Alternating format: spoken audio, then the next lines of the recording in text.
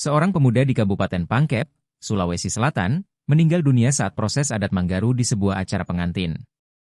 Video aksi Manggaru ini pun beredar luas di media sosial. Dalam video berdurasi 1 menit itu, nampak lelaki berbaju adat biru tersebut tengah Manggaru di depan rombongan pengantin lelaki. Seperti gerakan Anggaru pada umumnya, pemuda tersebut mengarahkan badik yang dipegangnya ke arah dada kirinya. Namun tak lama berselang, korban sempat jatuh ke arah kanan mengenai penonton. Pemuda tersebut sempat mencoba untuk berdiri kembali namun akhirnya jatuh tak sadarkan diri. Dari keterangan video tersebut, diketahui pemuda tersebut bernama Fajar Umar, 18 tahun.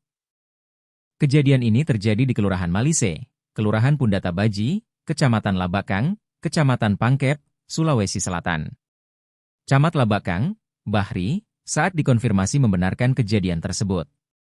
Ia menyebutkan korban mengalami luka pada dada bagian kiri. Korban juga sempat dilarikan ke fasilitas kesehatan terdekat untuk mendapatkan pertolongan. Namun korban dinyatakan meninggal dunia, tutupnya.